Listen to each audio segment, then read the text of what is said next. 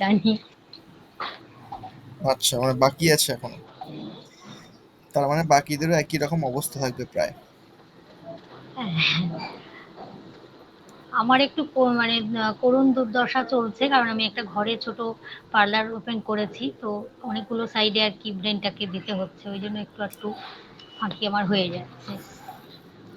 আচ্ছা, আচ্ছা, মাঝে আচ্ছা। আমি গ্রুপে দেখলাম তো দিওয়ালির পরে হবে ক্লাস, তো আমি ভাবলাম যে দিকগুলো এবার আস্তে আস্তে শুরু করে দিই। আচ্ছা, ঠিক আছে। তো আজকে আমি ভাবছিলাম নতুন কিছু করাবো। তবে দেবতা বাস্তুটা আমাদের ক্লিয়ার হয়নি, ওটা ক্লিয়ার করতে হবে।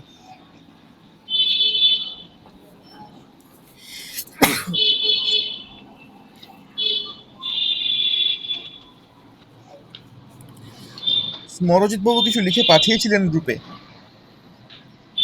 হ্যাঁ হ্যাঁ হ্যাঁ স্যার, অনেকগুলো পেজ, মোটামুটি 42-45টা পেজ। স্মরজিৎ বাবু শুনতে পাচ্ছেন আমার কথা?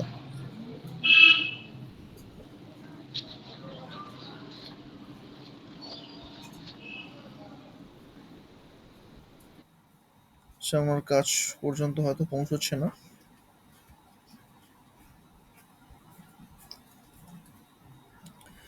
ঠিক আছে, চলুন শুরু করা যাক। আমরা স্ক্রিনটা প্রেজেন্ট করি।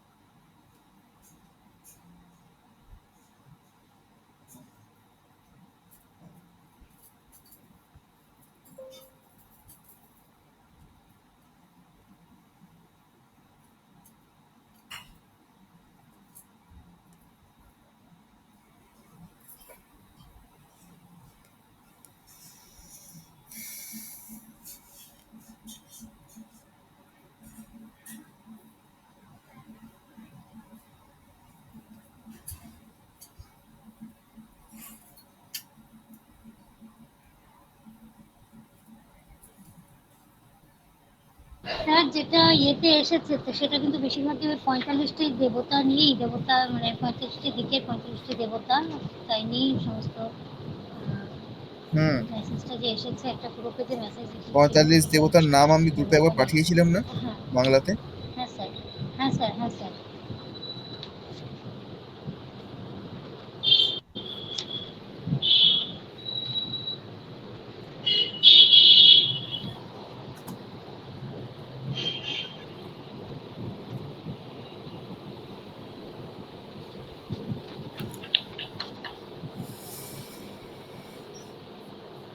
প্রেজেন্ট হচ্ছে না কেন? এক মিনিট।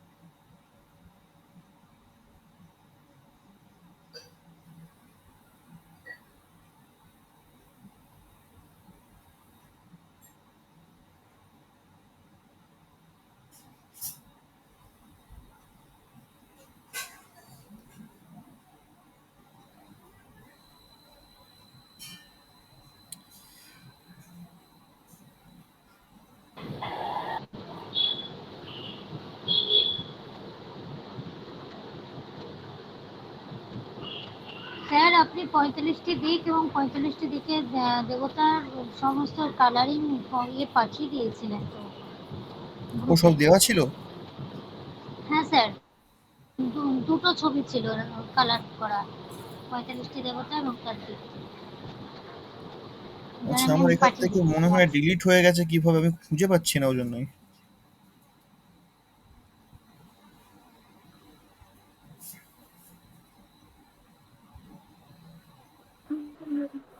শুভ বিজয় স্যার। শুভ বিজয়া, কেমন আছেন? হ্যাঁ স্যার, ভালো আছি স্যার। বাহ, আপনি তো দেখলাম গ্রুপে লিখেছেন অনেক কিছু। হ্যাঁ স্যার, হোম টাস্ক পাঠিয়েছে, আপনি হোম টাস্ক দিয়েছেন স্যার, পাঠিয়েছি স্যার, চেষ্টা করেছি। ঠিক ঠিক ঠিক, একদম সুন্দর হয়েছে। এবার আপনি বলুন যে আপনার বুঝতে কোথায় অসুবিধা হয়েছে ওখানে। না স্যার, ঠিক আছে স্যার, এটা ঠিক আছে। এই পুজো একদম বলে ঠিক। ব্যস্ত ছিলাম তো, যে পুজোর পরে ফ্রি হয়ে গেছে স্যার, এখন এবার ভালো করে পড়াশোনা করবো। আচ্ছা, বাহ। না, আপনি এবার গ্রুপে সময় পাচ্ছি লিখছিলেন না এখন। আপনার কোথাও একটা কোন দেবতার নামে কি সমস্যা হচ্ছে? ও হ্যাঁ হ্যাঁ স্যার, আপনার কাছে ইন্দ্র দেবতা দুবার লেখা আছে স্যার, ইন্দ্র দেবতা দুবার ইন্দ্র আছে কেন দেবতা স্যার? দুবার? না, ইন্দ্র স্যার দুবার তো নেই। পাঠিয়ে দিয়েছি স্যার গ্রুপে। আচ্ছা, দেখুন উনি গ্রুপে পাঠিয়েছেন, ইন্দ্র কোথায় দুবার আছে এখানে।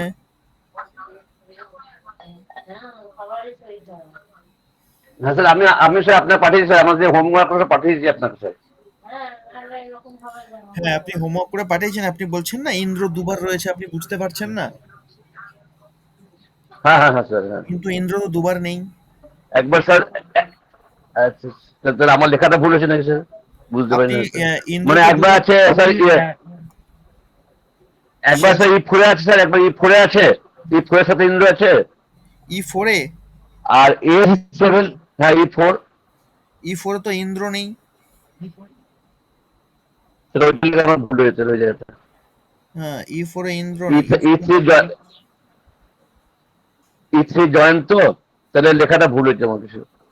ই3 জয়ন্ত আছে, ই4 মহেন্দ্র আছে। ও মহেন্দ্র, স্যার ওটা ইন্দ্র হয়েছে স্যার, হ্যাঁ, ওটা বুঝতে পারি না। বাকি সব ঠিক আছে। তাহলে দেবতা বাস্তু পরিষ্কার তো? হ্যাঁ হ্যাঁ। আচ্ছা, তো আমি একবার খুব শর্টকাটে বুঝিয়ে দিই, এটা বুঝিয়ে আমরা অন্য টপিকে প্রবেশ করব আজকে। একবার দেখাই।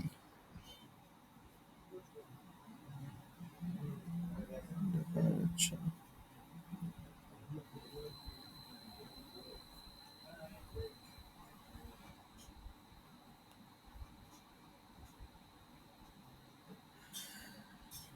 দেখুন এই চক্রটাকে যদি ভালো করে দেখি আমরা, আমরা আমাদের দেবতাগুলোর প্লেসমেন্ট তো জানি, যে কোনখানে কোন দেবতা বসবাস করছে, এই প্লেসমেন্ট জেনে গেছি। এইবার যেটা আমরা পড়েছিলাম যে দেবতার অবস্থান কোথায়, না দেবতার অবস্থান হচ্ছে মাটিতে, ভূমিতে। আর সেই ভূমি থেকে যে দেওয়ালটি গঠন হচ্ছে, সেই দেওয়াল থেকে সেই দেবতার শক্তি আসছে তত্ত্বরূপে। আমরা জানি নর্থের উত্তর দিকের এনএনডব্লিউ থেকে শুরু করে নর্থ ইস্ট পর্যন্ত এই পুরোটা জলতত্ত্বের মধ্যে পড়ে, তাই তো? তো এই যে পুরোটা জলতত্ত্বের মধ্যে আসছে, এটা কাদের শক্তি, না ওই জায়গা থেকে এনএনডব্লিউ থেকে শুরু করে নর্থ ইস্ট পর্যন্ত যে দেবতাগুলো আছে, ভূমিতে অবস্থান করছে, তাদেরই শক্তি জলতত্ত্বের রূপে কাজ করছে। আবার সেই শক্তিটা কখন খুব ভালো রকমভাবে প্রস্ফুটিত হবে, না যখন আমরা ওখানে দেওয়াল গঠন করব। সেটা কোন দেওয়াল, একটা বেডরুমের দেওয়াল নাকি পুরো কনস্ট্রাকশনের দেওয়াল, ঘরের দেওয়াল, এইখানে প্রশ্ন আসবে। না এইটা হবে আমার সীমান্ত, অর্থাৎ আমার যে কনস্ট্রাকশনের দেওয়াল উঠছে সেই দেওয়াল, না তো একটা ড্রয়িং রুমের বা একটা বেডরুমের দেওয়াল। এটা না, কারণ একটা বড় বাড়ির মধ্যে আমরা 2-5টা 4টে 10টা ঘর করতেই পারি, এই সবটাই কিন্তু একটা বাস্তুর মধ্যেই পড়বে। কেমন? তো এই কারণে দেবতাকে আমরা দেখব ফ্লোরের মধ্যে, মাটিতে দেখব। এবার বুঝবো কি করে যে কোন দেবতার এনার্জি ডাউন হয়ে আছে, কোন দেবতার এনার্জি স্যার আওয়াজটা বেড়ে ভীষণ আছে। কেটে যাচ্ছে, আমি জানি না নেটওয়ার্ক প্রবলেম নাকি। আওয়াজ আচ্ছা, আপনার ভীষণ ডিস্টার্ব ভেঙে স্যার, যাচ্ছে। আপনার হ্যাঁ, কথা শোনা শুনতে পাচ্ছি না যাচ্ছে স্যার, না। কিছু কিছু হ্যাঁ কথা স্যার, শোনা যাচ্ছে কথা না। শোনা যাচ্ছে না। তোমার কথা শোনা যাচ্ছে না? দেখুন তো এবারে শুনতে পাচ্ছেন কিনা। হ্যাঁ স্যার, এখন শোনা যাচ্ছে, এখন শোনা আচ্ছা, যাচ্ছে। আচ্ছা। তো আমি যেটা বললাম যে দেবতাদের অবস্থান কোথায়, না মাটিতে, অর্থাৎ ফ্লোরে। এবং সেই ফ্লোরে যে দেবতারা বসবাস করছে আমাদেরকে ফ্লোর দেখে সেই দেবতার বলাবল সম্পর্কে বিচার করতে হবে। এবার ফ্লোর দেখে মানে কিভাবে না, দেখবেন এখন তো ফ্লোর দেখে বিচারের কিছু নেই, এখন তো সবাই মেঝে করে ফেলে, টাইলস বসিয়ে দেয়, কেউ মার্বেল বসিয়ে দিচ্ছে, এখন তো মোটামুটি ফ্লোর সমানই থাকে। যেহেতু এখন মোটামুটি ফ্লোর সমানই থাকে এই হেতু আমাদের দেবতা বাস্তুর প্রয়োজন হয় না, আমরা এই তত্ত্বের ওপরে কাজ করলেই হয়, তখন দেওয়াল থেকে গঠন ধরা হয়। কিন্তু দেবতা বাস্তুর প্রয়োজন কখন হয় না, তখনই হয় যখন একটা কনস্ট্রাকশন তৈরি হচ্ছে, তখন তো পুরোটা মাটি থাকে, আমাদের মাটি খুঁড়তে হয়, সেখানে ভিত তুলতে হয়, কলম তুলতে হয়, তারপর সেখান থেকে দেওয়াল আসে, অনেক রকম একটা লং প্রসেস। সেই সময় ল্যান্ড যখন রয়েছে বা আমি যখন জমি কিনছি সেই জমির ওপরে কিন্তু এই দেবতা বাস্তু অ্যাপ্লাই হয়। কেমন? তাহলে আমরা বুঝতে পারছি যে তত্ত্ব বাস্তু কোথায় অ্যাপ্লাই করব, না যেখানে আমার কনস্ট্রাকশন তৈরি হয়ে গেছে সেখানে আমার তত্ত্ব বাস্তু, অর্থাৎ এই যে পাঁচ তত্ত্ব, তিন গুণ, এত কিছু আমরা পড়ে এসেছি, এদের গুণাবলী, এদের শক্তি ইত্যাদি, এই সমস্তগুলো সেখানে অ্যাপ্লাই হবে যেখানে আমার কনস্ট্রাকশন আগে থেকে রেডি, আগে থেকে তৈরি। সেখানে কি দেবতা বাস্তু হবে না? হ্যাঁ, সেখানেও দেবতা বাস্তু করা যায়, কিন্তু দেবতা বাস্তুর থেকেও আমার তত্ত্ব বাস্তু সেখানে বেশি ফলদায়ী। কিন্তু যখন আমি কাঁচা ল্যান্ড দেখছি বা সেখানে আমি কিছু বানাবার চেষ্টা করছি, সেখানে আমাকে কি করতে হবে, সেখানে আমাকে যেটা করতে হবে, তখন আমার দেবতা বাস্তু লাগবে। তবে সেখানে কি তত্ত্ববাস্তু লাগবে না? হ্যাঁ, সেখানেও তত্ত্ববাস্তু লাগবে, কিন্তু অতটাও গুরুত্বপূর্ণ ভাবে না, মাইনার। তত্ত্ববাস্তু আমাদের ডিজাইন করার সময় লাগে, যখন আমরা একটা বিল্ডিং এর বা একটা বাড়ির ডিজাইন বানাচ্ছি তখন লাগবে তত্ত্ববাস্তু, কিন্তু যখন আমরা বাড়ি নির্মাণ করব তখন আমাদের লাগবে ফ্লোর, অর্থাৎ দেবতা বাস্তু। ঠিক আছে? এইবার ফ্লোর দেখে আমরা বুঝবো কি করে কোন দেবতা ভালো কোন দেবতা খারাপ? স্বাভাবিকভাবে আমরা কি জানি, মাঝখানে কেটে গেছি। এখনো কাটছে, আপনি মনে আপনার হয় স্যার লেফট মধ্যে কাজে স্যার অনেকগুলো কথা শুনতে পাই না। সমস্যা হয়ে গেল।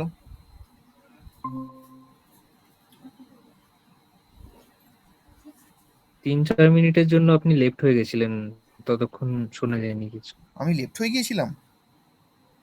সে কি কথা, আমি তো একাই বকে যাচ্ছি। হ্যাঁ, আপনার স্ক্রিন স্ক্রিনে শেয়ারটা বন্ধ স্যার হয়ে গেছিল। লেফট, আপনি লেফট হয়েছিলেন এটাই শো করেছে। আচ্ছা, আমি এতক্ষণ বেকার বকে গেলাম। ও স্ক্রিন শেয়ারটা বন্ধ হয়ে গেছে। আচ্ছা,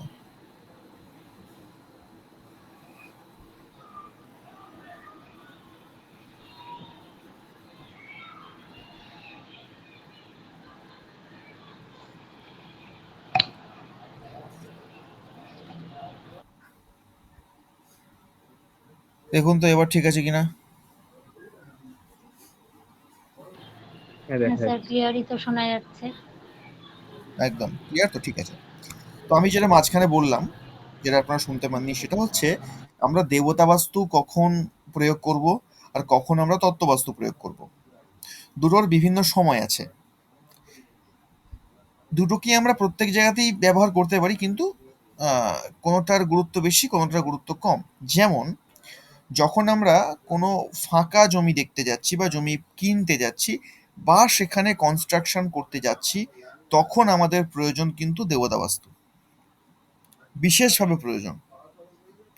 আর যখন কোনো কনস্ট্রাক্টেড বিল্ডিংয়ে যাচ্ছি বা কোনো বাড়িতে যাচ্ছি সেখানে গিয়ে আমরা বাস্তু করব, তখন সেখানে দেবতা বাস্তু না করলেও চলে যাবে।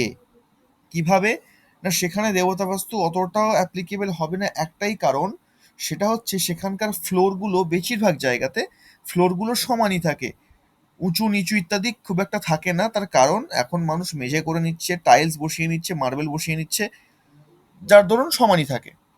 হ্যাঁ, এবার খুব প্রচন্ড পরিমাণে আপস অ্যান্ড ডাউনস রয়েছে, সেটা আলাদা ব্যাপার, তখন দেবতা বস্তু যেখানে দেখতে হয়। যেহেতু দেবতা ফ্লোরে থাকে তাই কনস্ট্রাক্টেড এরিয়া খুব একটা বেশি প্রয়োজন হয় না, একদম হয় না বলা ভুল, খুব একটা বেশি হয় না, সেখানে তত্ত্ববাস্তুটাই বেশি করে প্রযোজ্য। এবার যেখানে কাঁচা ল্যান্ড আছে সেখানে আমরা যখন কনস্ট্রাকশন বানাবো তখন সর্বাধিক প্রযোজ্য দেবতা বাস্তু, সেখানে দেবতা বাস্তুকে দেখতে হয় কোন জায়গাটা ডাউন আছে কোন জায়গাটা উঁচু আছে এইভাবে। এবার কিভাবে বুঝবো যে কোন জায়গা ডাউন থাকলে সেই দেবতাগুলো ভালো ফল দেবে, কোন জায়গা উঁচু থাকলে সেই দেবতাগুলো খারাপ ফল দেবে? কারণ মাটির মধ্যে আমরা এটাই দেখতে পাবো না যে কোনো একটা জায়গায় উঁচু কোনো একটা জায়গায় নিচু বা খুব এবড়ো খেবড়ো অবস্থা, মাটির মধ্যে এটাই থাকবে স্বাভাবিকভাবে। তো এটাই বাস্তুকলার একটা গুরুত্বপূর্ণ জিনিস যে এখানে বাড়ি নির্মাণ করা যাবে কি যাবে না, এখানে ফ্যাক্টরি বা বিল্ডিং নির্মাণ করা যাবে কি যাবে না, এইগুলো আমাদেরকে বুঝতে হবে দেবতা বাস্তু থেকে। কিভাবে বুঝবো না, স্বাভাবিকভাবে স্বাভাবিকভাবে আমাদের নর্থের সাইড নিচু থাকতে হয়, দক্ষিণের সাইড উঁচু থাকতে হয়, আমাদের ওয়েস্টের সাইড উঁচু থাকতে হয়, ইস্টের সাইড নিচু থাকতে হয়। এইবার আমাদের যেটা করতে হবে সেটা হচ্ছে একদম সেম একই প্রসেস। যখন আমরা ল্যান্ডকে দেখব সেই ল্যান্ড কতটা ল্যান্ড আমার রয়েছে, আমি কতটা ল্যান্ড পারচেস করলাম, সর্বপ্রথম সেটাকে একটা ছবি নিয়ে ড্রয়িং করে নেওয়া।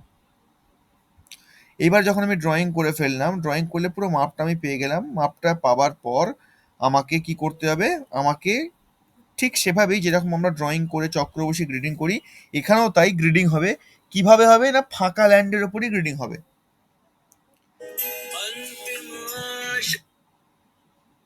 ফাঁকা ল্যান্ডের ওপরই আমরা গ্রিডিং করব। কিভাবে করব, ফাঁকা ল্যান্ডের ওপরে যখন আমরা চক্র ফেলবো তখন এখান থেকে আমরা বুঝতে পারবো কোন জায়গাটা ডাউন আছে কোন জায়গাটা উঁচু আছে। স্বাভাবিকভাবে এনএনডব্লিউ থেকে শুরু করে নর্থ ইস্ট পর্যন্ত যতটা জায়গা আছে যদি এখানে খুব ডাউন অবস্থায় থাকে অসুবিধা নেই। এইবার এইখানে দেখা গেল এই এনএনডব্লিউ থেকে নর্থের মধ্যে যেমন এন এন ওয়ানের জায়গাটা, এন ওয়ানের জায়গাটাতে আমরা কাকে পাচ্ছি না, এন ওয়ানের জায়গাতে আমরা রোগাকে পাচ্ছি, রোগকে পাচ্ছি। আর রোগের ওপরে রোগের যে বক্স সে কে আছে না, রাজা জাক্সমান, তাই তো? তা এই যে তো দুজনের শোনা যাচ্ছে না স্যার, শোনা যাচ্ছে না। আবার শোনা যাচ্ছে না, শুনতে পাচ্ছেন এবার? শুনতে পাচ্ছেন? না, শোনা যাচ্ছে না স্যার। কেটে কেটে যাচ্ছে, স্ক্রিন স্ক্রিন দেখা যাচ্ছে না। সে কি কথা,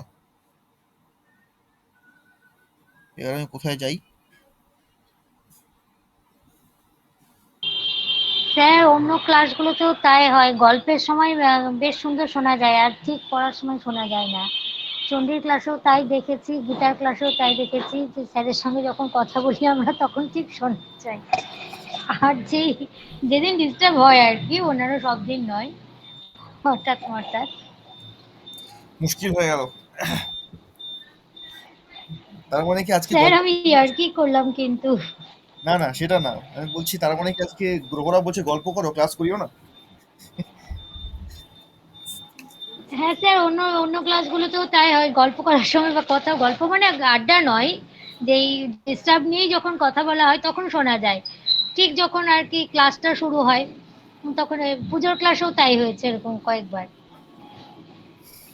হুম, এখন স্ক্রিন দেখা যাচ্ছে?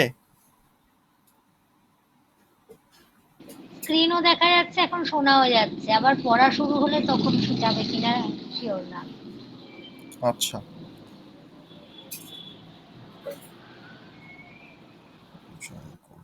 ঠিক আছে, দেখা যাক, আমরা আবার চেষ্টা করি একবার। সাউন্ডে প্রবলেম হচ্ছে, সাউন্ডে। স্যার রেকর্ডিং হচ্ছে? হ্যাঁ রেকর্ডিং তো হচ্ছে, রেকর্ডিং হচ্ছে, রেকর্ডিং দিয়ে দেবো। রেকর্ডিং আশা করি স্পষ্টই শুনতে পাবেন। রেকর্ডিং আশা করি রেকর্ডিং কাটা ভয়েসটা যাবে। ব্রেক হয়ে আসছে, ভয়েসটা ব্রেক হয়ে আসছে। এখনো ব্রেক হচ্ছে?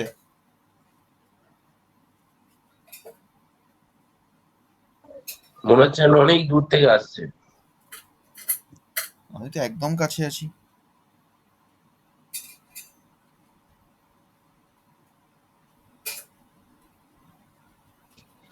এবার ঠিক আছে, স্ক্রিন দেখা যাচ্ছে আর আওয়াজটা ঠিক আছে। আপনারা শেষ কত পর্যন্ত শুনেছেন?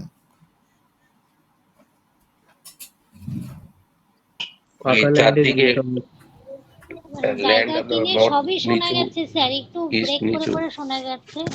মানে জায়গাটা কেনার পরে তারপরে তার একটা ম্যাপ বানিয়ে মাঝখানে কম্পাস রাখলে বোঝা যাবে যে কোন সাইডটা উঁচু নিচু, এগুলো মোটামুটি সবই শোনা গেছে।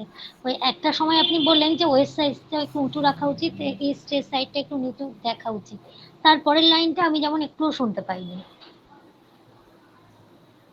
আচ্ছা। মানে নিশ্চয়ই নর্থ আর সাউথ নিয়েও এটা বলেছেন, মানে যেমন ওয়েস্ট আর ইস্ট নিয়ে বলেছেন, তার মানে নর্থ সাউথ হুম নিয়েও বলে হুম হবেন। ওই জায়গাটা মানে কিচ্ছু শোনা যায়নি। আচ্ছা, দেখুন বস্তুত কি হয়, যখন আমরা একটা জায়গার মাপ করে নিয়ে যখন তার উপরে চক্রফুলে গ্রেডিং করি তখন কি দেখতে হয়, তখন দেখতে হয় যে যদি আমি নর্থকে দেখি, নর্থকে দেখলে আমি কি পাচ্ছি এখানে না N1 আর N2 কে দেখলাম, ঠিক আছে? তাহলে N1 এ একটা দেবতা এই আছে যে আবার রোগা। একটুও শোনা যাচ্ছে না, একটুও শোনা যাচ্ছে না স্যার, স্যার কিচ্ছু শোনা শোনা গেল যাচ্ছে না না কিছু? আপনার, কিচ্ছু হ্যাঁ, শোনা যাচ্ছে মুশকিল না। হয়ে গেল।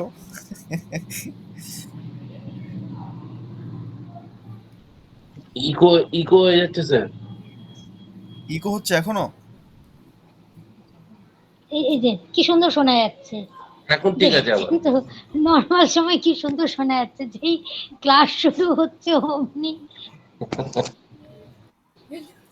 বললাম না আমাদের পুজোর ক্লাসেও এটা হয়েছে কয়েকবার, চণ্ডীর ক্লাসেও এরকম হয়েছে। ওহো, আজকে আসলে বিদ্যাদানের কোনো গ্রহ মনে হচ্ছে সহায় নেই। না, না, স্যার, এরকম না। মানে আমরাই তো ফাঁকিবাজ, আপনার কি দোষ? রাহুর স্থানে গিয়ে বসতে হবে। রাহুর স্থানে কি বসতে হবে না? আমি তো বৃহস্পতি স্থানে বসে আছি, ওই জন্য রাহু ডিস্টার্ব করছে বলছেন? হ্যাঁ, হতেও পারে। কিন্তু রাহুর তো এত ক্ষমতা নেই বৃহস্পতিকে ডিস্টার্ব করে। সেই যাই কি, দেবতাদের গুরু। নেটওয়ার্ক সমস্যা হয়তো হচ্ছে। মানে এই কথাগুলো স্পষ্ট আসছে তো? এগুলো মোটামুটি যেগুলো আর কি টপিকের বাইরের কথা সেগুলো ভালোই শোনা যাচ্ছে, হ্যাঁ। যেগুলো টপিকের সেগুলোই গায়েব হয়ে যাচ্ছে। স্যার গুরুচন্দ্রের দোষ হয়ে গেল নাকি আজকে একবার? হ্যাঁ, সেরকমই মনে হচ্ছে, ওরকম তো হয়েছে কিছু একটা।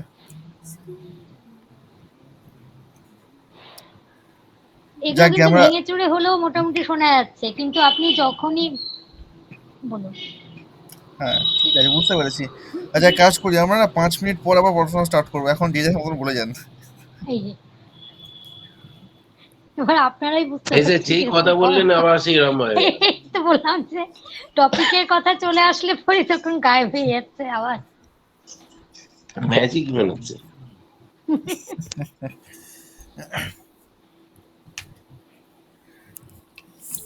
দেখি তো এবার কি হয়, দেখুন তো এবার ঠিক আছে কিনা।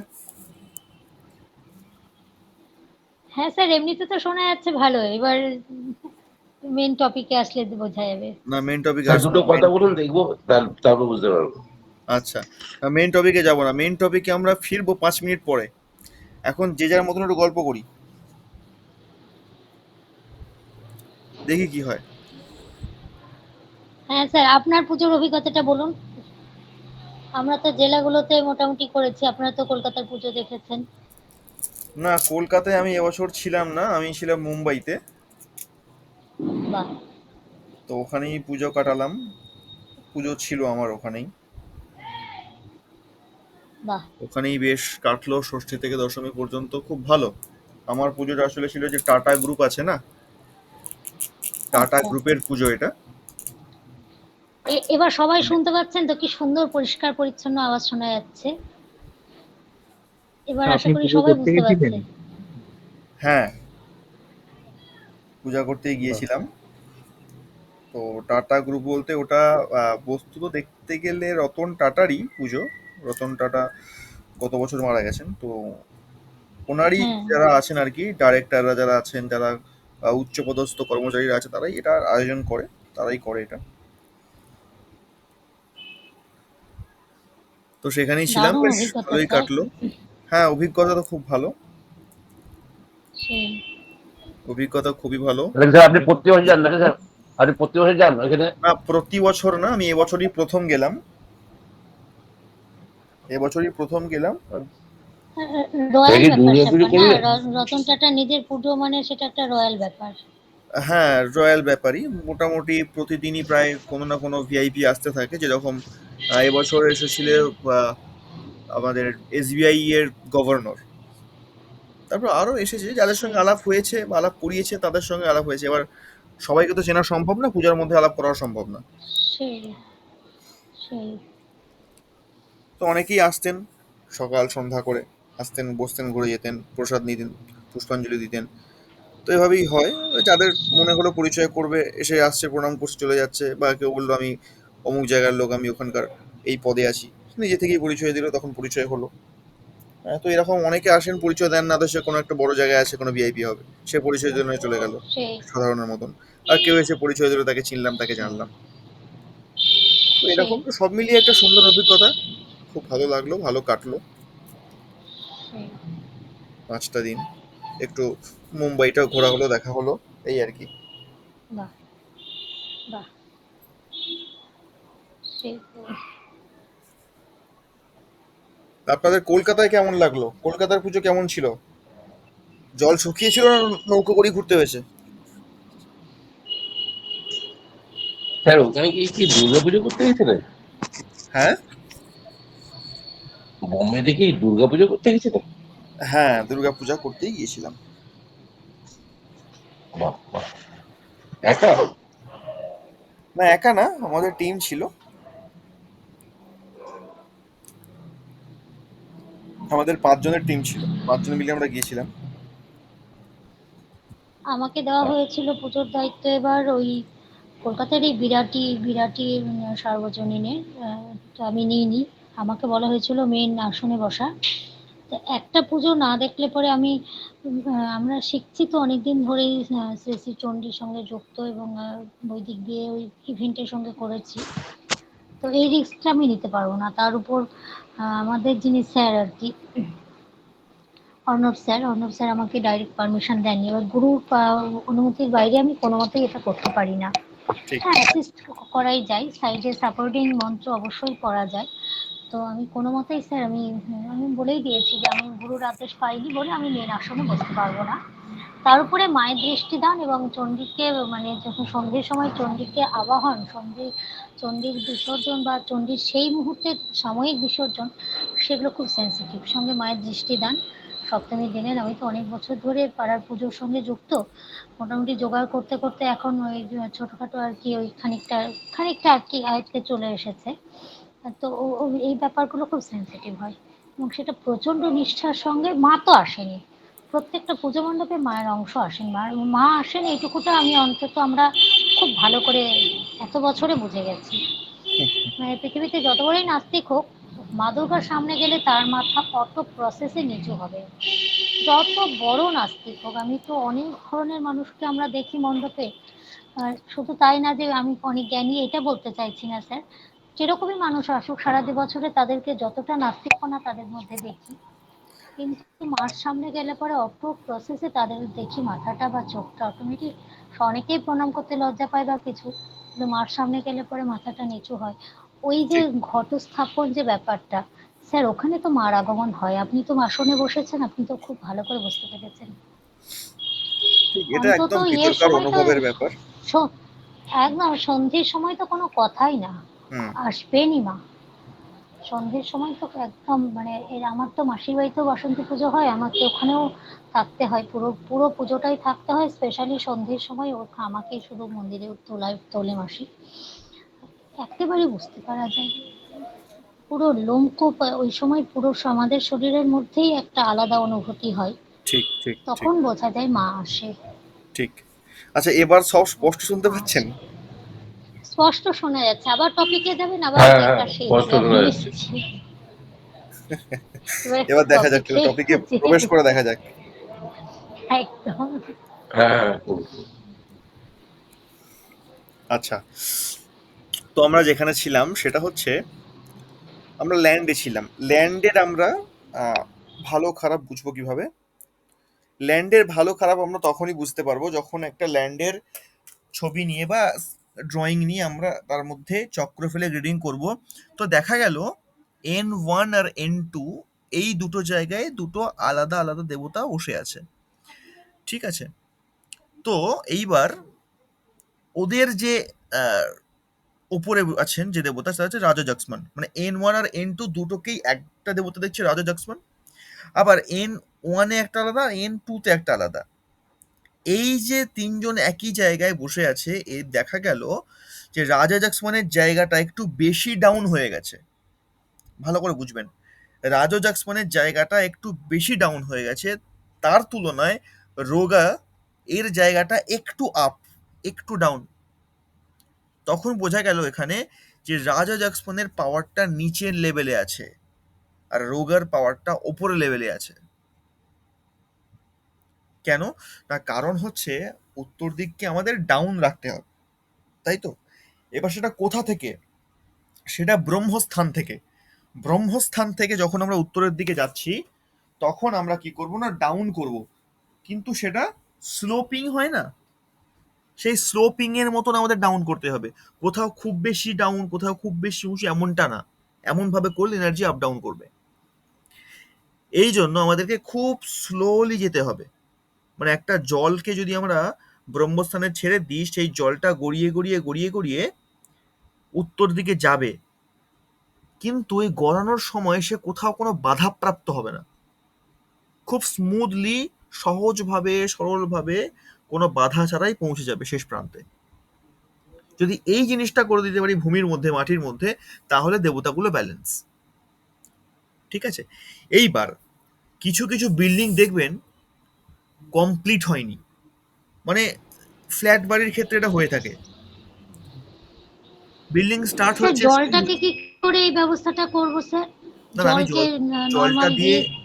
জলটা দিয়ে উদাহরণ দিলাম কেবলমাত্র। আচ্ছা, ভূমিটাকে সেরকম হতে হবে, ব্যাপারটা এটা। ঠিক আছে? ছোটখাটো এমনি টুকিটাকি গর্ত তো থাকবেই, এ তো এই দোষ তো আর পুরোপুরি খনন করা সম্ভব না, একটু আধটু থাকবেই। যতটা সম্ভব হয়, খুব এবড়ো খেবড়ো মাটির ভূমি আমরা সেখানে কনস্ট্রাকশন করতে যাব না, ব্যাপারটা এটা। তাহলে নর্মাল যদি একটু যদি এবড়ো খেবড়ো থাকে তাহলে কি আমরা মাটি দিয়ে ওটাকে প্লেন করে তারপরে মানে প্লেন কম্পাস দিয়ে করে মাপা যাবে? বা ব্যাপারটা কি হয়, যদি আমরা আগে প্লেন করে নিই, প্লেন করে কাজ শুরু করলে কাজটা খুব স্মুথলি এগোয়, খুব তাড়াতাড়ি এগোয়। আর যখন আমরা ওই অবস্থাতেই কাজ শুরু করে দিলাম, কাজ কমপ্লিট হবে না এমনটা না, কমপ্লিট তো হয়ে যাবে, কিন্তু সময় নেবে সেটা। সময় নেবে। ওই অবস্থাতে যখন উঁচু নিচু থাকবে তখন তো দেবতার স্থানগুলো ইকুয়াল থাকবে না। হ্যাঁ, থাকবে না। ওই জন্য একটু সময় নেয়, কোথাও বেশি এনার্জি হয়, কোথাও কম এনার্জি হয়, এটা ব্যাপার। সেটাই। এবার দেখবেন কিছু কিছু বিল্ডিং থাকে যেগুলো কনস্ট্রাকশন হতে হতে মাঝ রাস্তায় গিয়ে আটকে গেছে কোনো কারণে। হতে পারে তার ফান্ড নেই, সে কমপ্লিট করতে পারছে না, বা কোনো কেস কেউ করে দিয়েছে তার জন্য বিল্ডিংটা আটকে গেছে। এরকম অনেক রকম নানান কেসের নানান বিল্ডিং। এক্স্যাক্টলি, মানে আমার জামাইবাবু রিসেন্ট আর কি, তাদেরই এরকম 3 কাঠা 3.5 কাঠা হ্যাঁ, জায়গা ছিল, পরে আবার পেছনের জায়গাটা 4 কাঠা করে, মানে হাফ কাঠা কিনে নিয়ে 4 কাঠা করলো। করে হুম, নিয়ে কনস্ট্রাকশন উনি রিটায়ার করেছেন, রিটায়ারের যাবতীয় সমস্ত মূলধন নিয়ে শুরু করলো। মানে তারই ওই জায়গাটাতে প্রথমে ভেবেছিল যে একটা ফ্যাক্টরি ছিল, সেই ফ্যাক্টরিটাকে কনস্ট্রাকশন করে আবার ফ্যাক্টরিটাকে ভাড়া দেবে। এবার মানে ওই মোহাম্মদ বিন তুগলক টাইপের বুদ্ধি।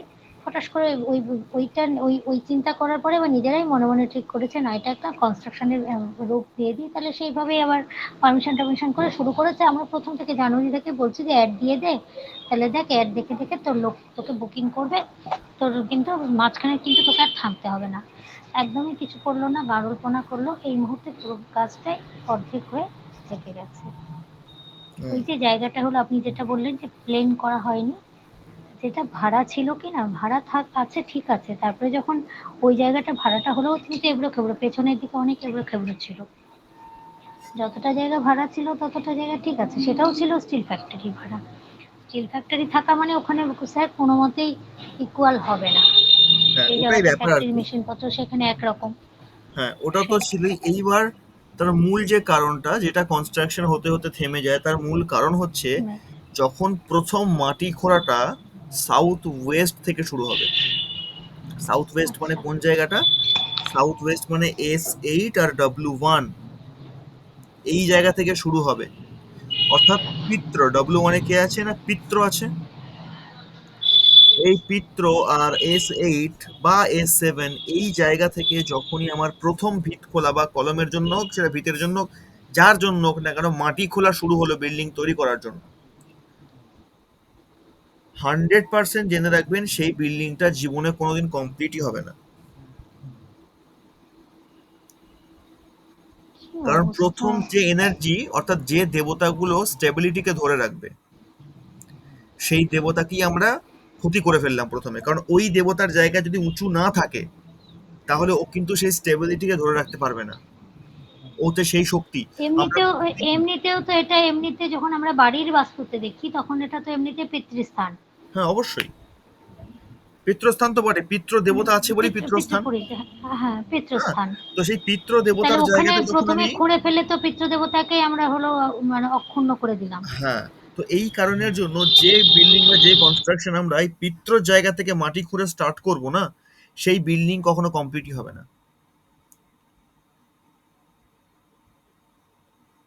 এই জন্য বিল্ডিং করার সময় বা কনস্ট্রাকশন করার সময় দেবতা বাস্তু কেন করতে হয়, এই কারণে যে সেটা আদৌ কোনোদিনও কমপ্লিট হবে তো। এইবার এখানে গেল সাউথ ওয়েস্ট থেকে শুরু করলে সে কখনো কমপ্লিট করতে পারবে না, এটা একটা গেল। কিন্তু সাউথ ওয়েস্ট থেকে পুরো নয়, একটু সাইড থেকে করেছে, যেমন WSW থেকে করেছে, সেখানে অন্য দেবতা রয়েছে, সেখান থেকে করছে। সেখান থেকে করলে কি হবে না, সেখান থেকে করছে যখন বিল্ডিংটা কমপ্লিট হবে, তবে কবে কমপ্লিট হবে কেউ জানে না। কাজটা যখন শুরু করেছে কেউ না কেউ তো সম্পূর্ণ করবেই, বিল্ডিং সম্পূর্ণ একদিন হবে, তবে কবে হবে বলতে পারছি না।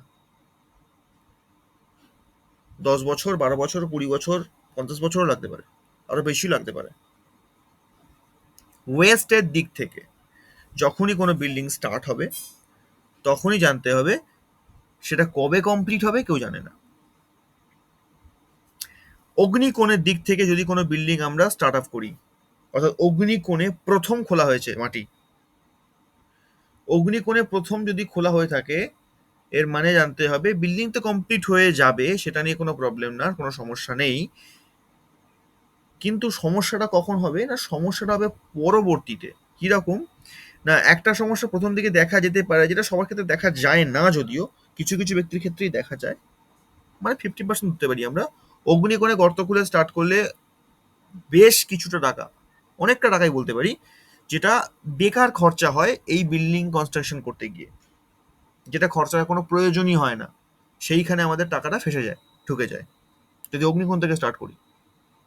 তো সেটা ফিরে পাওয়ার আর কোনো চান্স থাকে না, বা থাকলেও সেটা কবে ফিরবে কোনো গ্যারেন্টি নেই, কবে কবে পাবো তার কোনো আশা থাকে না। এবং এমনও হতে পারে অগ্নিকোণে যদি একটু আগে থেকে হয়, মানে ESE এই জায়গা থেকে করি, তখন কি হয়, বা অগ্নিকোণের একটু নিচের দিকে ESE হোক বা SSE হোক, এই জায়গা থেকে যদি আমরা বিল্ডিং করা স্টার্ট করি, এমনও হতে পারে যদি লোন নিয়ে হয় কোনো বাড়ি, কোনো বিল্ডিং, সেক্ষেত্রে ব্যাংকের তরফ থেকে কোনো কেস হয়ে যেতে পারে, বা ব্যাংকরাপ্ট হয়ে যেতে পারে, বা তার লোনটা পাস নাও হতে পারে, উল্টে সে নিজে কেস খেয়ে যেতে পারে। তো সাউথ ইস্ট থেকে সাউথ ওয়েস্ট পর্যন্ত এটা খুব ভাইটাল জায়গা। এই জায়গা থেকে কখনোই কোনোভাবেই আমরা বিল্ডিং এর প্রথম মাটি খোঁড়ার কাজ শুরু করতেই পারবো না। একটা বিল্ডিং নির্মাণ করার পদ্ধতি হচ্ছে, সর্বপ্রথম মাটিটা খুলতে হবে ঈশান কোণে। যদি ঈশান কোণে সম্ভব নাও হয়, আমরা খুলতে পারি নর্থের সাইডে, আমরা খুলতে পারি ঈশান কোণের একটু পরে ENE বা ইস্টের সাইড থেকে। এই জায়গা থেকে মাটি খোলা আমরা স্টার্ট করতে পারি। কিন্তু ওই জায়গা থেকে আমরা মাটি খোলা স্টার্ট করব, আর যখন আমরা ইট গাঁথবো বা ঢালাই করব, মানে কনস্ট্রাকশনের কাজ শুরু করছি, সেটা কিন্তু শুরু করতে হবে সাউথ থেকে বা সাউথ ওয়েস্ট থেকে বা ওয়েস্টের দিক থেকে। এই তিনটের মধ্যে কোনো একটা দিক বেছে নেব। এদের মধ্যে সব থেকে উত্তম দিক হচ্ছে সাউথ ওয়েস্ট। এই জায়গা থেকে যদি আমরা কনস্ট্রাকশন শুরু করি, মাটি খোঁড়া নয় কিন্তু, এখানে গিয়ে মাটি খোঁড়া শেষ হবে, আবার এখান থেকেই আমার ঢালাই হোক বা ইট গাঁথা হোক বা যাই হোক না কেন, আমি শুরু করব, তবেই কিন্তু আমার এই বিল্ডিংটার স্টেবিলিটি থাকবে, আমি এটাকে সময়ের মধ্যে শেষ করতে পারবো। আমার একটা প্রশ্ন। হ্যাঁ। হুম, এটা তো মাটি খোঁড়া মানে ভিত, ভিতের কথা বলা হচ্ছে, হুম। ভিতের জন্য মাটি খোঁড়া। আর যখন আমরা পিলার দিই, একই ব্যাপার, আগে তো পিলার। একই আচ্ছা, ব্যাপার। পিলারও তো মাটি খুলতে হয়, ওকে। হুম হুম হুম হুম। একই ব্যাপার, একই ওকে, যুক্তি মানে প্রযোজ্য। নর্থ ইস্ট থেকে শুরু করে আমি সাউথ ওয়েস্টে গিয়ে পিলার দেওয়া কমপ্লিট করব, না, কিন্তু নর্থ ইস্ট পিলার, থেকে শুরু করে আমি সাউথ ওয়েস্টে মাটি খোঁড়া শেষ করলাম। আবার পিলারের মাটি হ্যাঁ, খোলাটা শেষ এবার যখন করলাম। আমি পিলার ঢালাই শুরু করছি তখন আমাকে সাউথ ওয়েস্ট থেকে শুরু করতে হবে, মানে প্রথম পিলার সাউথ ওয়েস্টে পড়বে। আচ্ছা, আর যদি এরকম হয় যে আমি নর্থ ইস্ট টু ইয়েনির মধ্যে একটা কোনো রুম বানাচ্ছি, সেটা আমার আগে দরকার, সেক্ষেত্রে আমি কি করব? নর্থ ইস্ট থেকে ইএনই পর্যন্ত আমি কোনো রুম বানাচ্ছি আগে দরকার, সেক্ষেত্রে আমাকে আগে সাউথ ওয়েস্টকে স্ট্রং করতে হবে।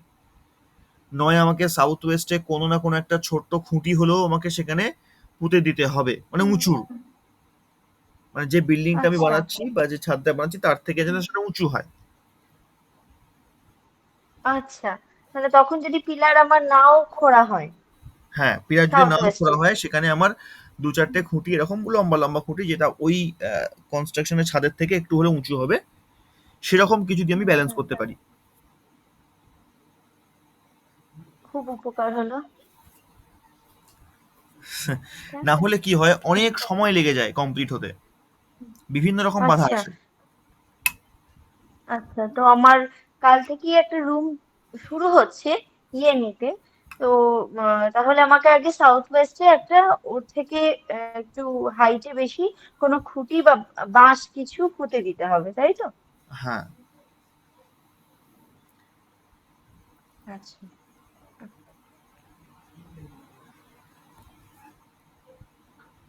স্যার, বাউন্ডারি দেওয়ারও কি কোনো নিয়ম আছে? কোনটা? বাউন্ডারি দেওয়ার কোনো বাউন্ডারি দেবার ল্যান্ড? একই নিয়ম। আমি যখন বাউন্ডারি দিচ্ছি তখনও তো আমাকে সেই মাটি খুঁড়তে হচ্ছে। মাটি খোঁড়ার হ্যাঁ, যখনই বাউন্ডারি যদি পাঁচিল দিই, তো পাঁচিলও তো একটা কনস্ট্রাকশনের মধ্যে পড়ে। তো হ্যাঁ। কনস্ট্রাকশনের নিয়ম একটাই নিয়ম, আমাকে নর্থ ইস্ট থেকে খোঁড়া শুরু করতে হবে, সাউথ ওয়েস্ট থেকে গাঁথনি স্টার্ট করতে হবে। আচ্ছা। এটাই এর রুলস, এটাই এর নিয়ম। এবার যদি আমার নর্থ ইস্ট আর সাউথ ওয়েস্ট সম্ভব হচ্ছে না, তখন আমি নর্থকে নেব। নর্থ তো পসিবল না, আমি ইস্টকে নেব। আর গাঁথনির জন্য সাউথ ওয়েস্ট পসিবল হচ্ছে না, আমি সাউথকে নেব। তাও পসিবল না হলে আমি ওয়েস্টকে নেব।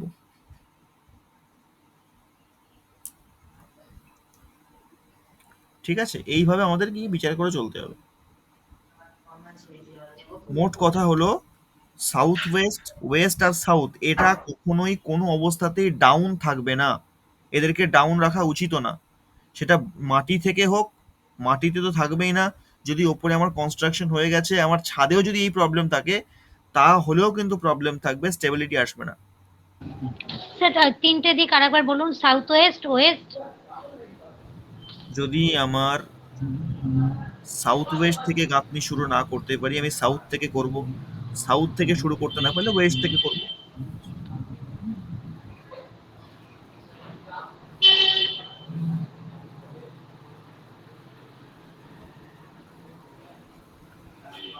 ঠিক আছে, পরিষ্কার? হ্যাঁ স্যার। হ্যাঁ। স্যার, এই ক্লাসের শেষে আমাকে তাহলে একটু বলে দিন, তাহলে আমি ওই ওই বিল্ডিংটার জন্য কি রেমেডি আমরা বলতে পারি। কোন বিল্ডিং?